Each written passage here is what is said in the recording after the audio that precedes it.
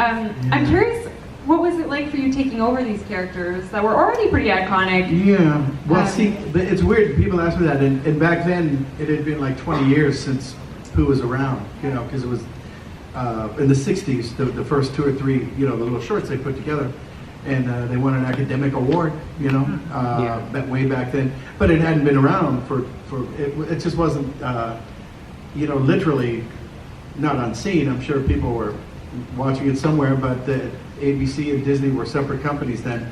And they said, wow, hey, remember that bear? Let's do something with that bear and that little tiger and the happy donkey. And so they did, and you know, they just put out a regular casting, you know, audition call, and I went in and I thought I nailed Eeyore. Oh well, I had to settle for Pooh and Tigger. So it just worked out, you know. I did. It wasn't as big a. People say, well, it must have been so daunting, and I just thought it was going to be a really cool job because I remembered it, and my little brother was actually a big Winnie the Pooh fan, and I used to say, you know, his name is Pooh, in case you didn't know. The H on the end isn't fooling anyone, you know. I mean, and now I'm. Did you ever think you would be doing that for this long? No. Thank God I am. But apparently it's working out. I heard that. Do you have like a favorite short or feature that you've done? Oh, I don't know. I think it was the one with Honey. You remember the one with Honey, do you? And of course they do. Don't be ridiculous. So yeah, that's the one. That's an exciting I got her. That's my mom. That's my actual mom. You're kidding. No, I'm kidding. You guys are like clones, so I know that. A beautiful thing. How did you feel about Christopher Robin, the new film? Were you impressed with how well they nailed the characters? He had a bigger trailer. Rude. Bastard.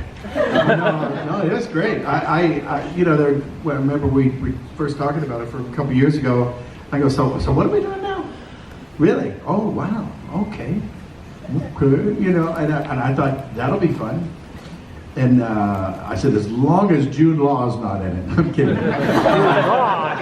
I was joking with Ewan about that. He thought that was very funny. But you know, and actually, you know, one of the things is I was worried that, you know, because a lot of times when they do like a animated feature or something, and then it's going to be on camera or, you know what I mean, like a live action, you know, I was waiting for, you know, the thing you hear like, Russell Crowe is Winnie the Pooh. Dang, I don't know, man, but I'm glad they let me in it. They did cast someone else's Tigger though, and then they were like, this is bad, actually. God bless his heart. He's a nice fella, a great actor. I just think that, I can't tell you the story about my daughter saying, save Tigger, Daddy. No, I won't say that. No, she actually said that, and I go, well, it's not my ball and bat. Trust me, I'd be there. But I think they were kind enough to, you know, I think they just showed it to some target audiences, focus groups or something. And it's not, I'm sure he was great. You know, it just sounded different. That's really all. Yeah. You know, different personality. He was more, I don't know, it got Rodney Dangerfield-ish. I don't know. I can't explain it, you know. But I mean, he's a heck of. What's funny is Chris O'Dowd. You know, he's a great actor. I dig him. He's really cool, dude. Yeah. It's like, will you get out of the 100-acre wood? Thank you. Go be famous somewhere and let me have my little voice. But it worked out. You know, no hard feelings. We have an Ursula in the audience too. You. And which isn't Japanese. But it's my terrible rendition of it, and I go, and then, you know, the English would be, hello, Mickey. What? So I said, well, I'm screwed. Thanks, you know. And no, it's not good. It's a bad thing, you know.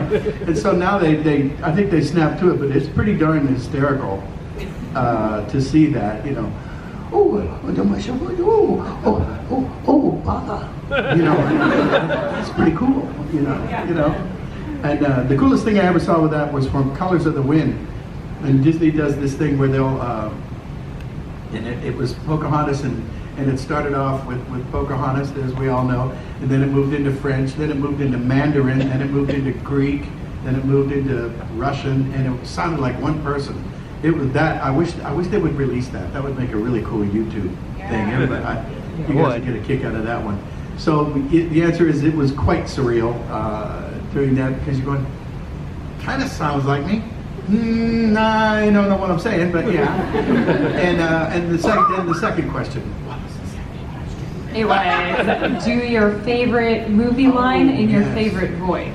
Well, gosh, who had a lot of them in the last one? And I kind of like, Well, people say that nothing is impossible, but I do nothing every day.